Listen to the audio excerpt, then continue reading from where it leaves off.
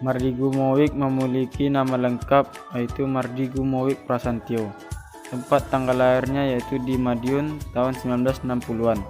Pendidikannya itu ya sarjana psikologi kriminal main dan investigasi forensik di San Francisco State University. Dan julukannya itu yaitu Bosman Santoloyo atau Bosman Mardigu. Kehidupan Mardigu Mowik Prasantyo. Pengusaha kelahiran pertengahan tahun 60-an ini adalah anak dari pensiunan Angkatan Udara yang memiliki pangkat kapten. Ia dibesarkan sebagai anak kolong karena tugas orang tua yang mengharuskan tinggal berpindah tempat di berbagai kota di Indonesia.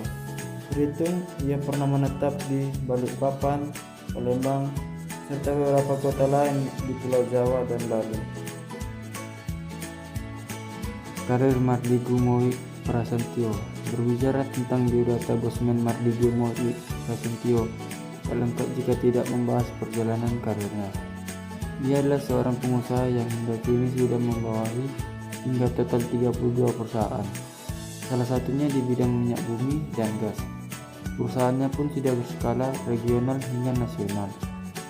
Di bidang bisnis saja, pendapatan Bosman Mardigu ini bisa mencapai 200 juta US dollar atau sekitar 2,96 triliun rupiah. Tak hanya berprofesi sebagai seorang pebisnis saja, Mardigu juga dikenal sebagai pengamat teroris. Pada sebuah wawancara yang dilakukan pada tahun 2010, Bosman Mardigu mengaku sudah mewawancarai hingga 400 orang teroris. Tidak hanya berkarir sebagai pengusaha, Bosman Mardigu bahkan juga pernah ditunjuk sebagai staf ahli Kementerian Pertahanan pada masa jabatan 2014 sampai 2019. Dia bahkan juga aktif menjadi pengajar di Sekolah Intelijen Negara, tepatnya di Satuan Kopassus. Buku-buku dan kehidupan sosial Mardigu Mowik Prasantyo. Kesibukannya sebagai seorang pengusaha, mengajar hingga staf ahli kementerian tak menyurutkan kegiatan lain yang juga ditekuni oleh Bosman, yaitu menulis. Bahkan dari pengalamannya di pemerintahan dan pertahanan, membuat satu buku geopolitik dan buku geoekonomi. Sedangkan pengalamannya di bidang bisnis, ia tuangkan dalam 4 buku bisnis yang berhasil ditulisnya.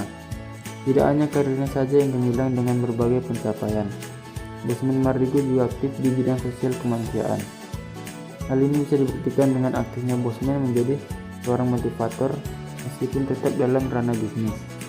Di bidang sosial pun ia tak kalah aktif. Salah satu buktinya adalah berdirinya Yayasan Rumah Yatim Indonesia yang hingga saat ini tidak memiliki anak didik hingga lebih 6.000 anak. Pemikiran dan analisa menarik Mardigu Mowik yang viral di YouTube. Tidak lengkap rasanya jika membahas biografi Bosman tanpa membahas sedikit tentang analisanya yang disuarakan melalui kanal YouTube Bosman Mardigu. Baru-baru ini juga beliau diundang dalam podcast Deddy Corbuzier. Keduanya membicarakan pembahasan yang cukup berat, namun dikemas menjadi mudah dicerna oleh pendengar, termasuk soal pandemi COVID-19 yang ada banyak sekali kontroversi di belakangnya. Pertama, virus corona adalah biologi physical warfare. Menurutnya, virus corona COVID-19 ini adalah termasuk perang biologis yang diluncurkan Amerika terhadap Cina, yang mana lanjutan dari perang dengan Cina Amerika. Yang kedua, WHO sudah menjadi WHO. World Health Organization sudah berubah menjadi China Health Organization. Ketiga, Kementerian Pertahanan seharusnya menjadi garda terdepan virus corona. Bosman juga menyampaikan bahwa dikarenakan corona COVID-19 adalah biological weapon. Yang keempat, pemimpin Indonesia sekarang tidak visioner. Dimulai dengan penjabakan sejarah Indonesia dengan Insinyur Soekarno yang membangun Indonesia menjadi negara terkuat di peristiwa. Yang kelima, jangan kebanyakan baca komik Shinchan. Mardigu WP juga mengeluarkan sindiran ringan namun cukup menampar dengan mengatakan bahwa tokoh-tokoh penting di dunia sekarang ya tidak akan ditemukan dalam komik Shinchan.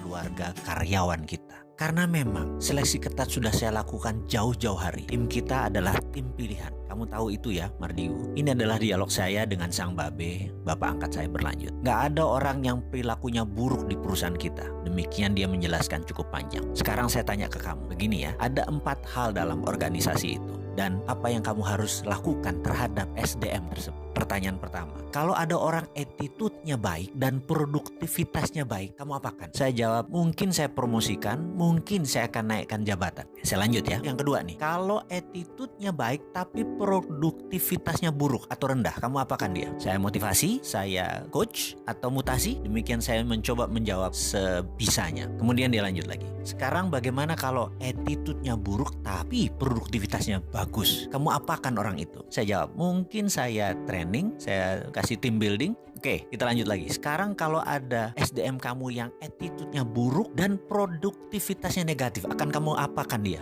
SP3 mungkin, atau bahkan saya pecat. Oke, begini kalau di organisasi yang saya pimpin lebih dari 25 tahun. Kalau attitude-nya bagus, produksinya bagus, saya bahkan bisa spin off, kasih dia peluang naik sampai direksi atau bermitra. Syaratnya adalah dia terus-terusan melakukan hasil yang excellent. Berikutnya adalah kalau attitude-nya bagus tapi produknya lagi negatif atau minus, saya akan mutasi dia, training dia, team building, bahkan terus dikasih personal coach. Sekarang kalau attitude-nya buruk tapi sangat produktif atau produksinya dia positif, maka orang itu besok saya pecat. Berapapun ongkosnya, saya kasih pesangon, fire him, pecat. Dan terakhir, kalau attitude-nya buruk dan produktivitasnya buruk, saya pecat 2 orang. 1 dia saya pecat, kedua HRD-nya saya pecat. Karena pasti HRD-nya main dan tidak becus. Jadi ingat, hire on expertise, fire on attitude. Tidak ada ampun, hanya kita pilih attitude yang terbaik. Jadi di organisasi kita Mardigu, semua orang attitude-nya baik, titik. Yang nggak baik semua udah keluar. Jadi kalau belum ada rezeki, kita harus bertahan. Karena pasti ada cara untuk kita keluar dari masalah tersebut. Karena semuanya orang baik. Tuhan itu baik dan sangat baik, dan tahu kapan rezeki itu diturunkan selama semuanya benar, yaitu attitude-nya benar.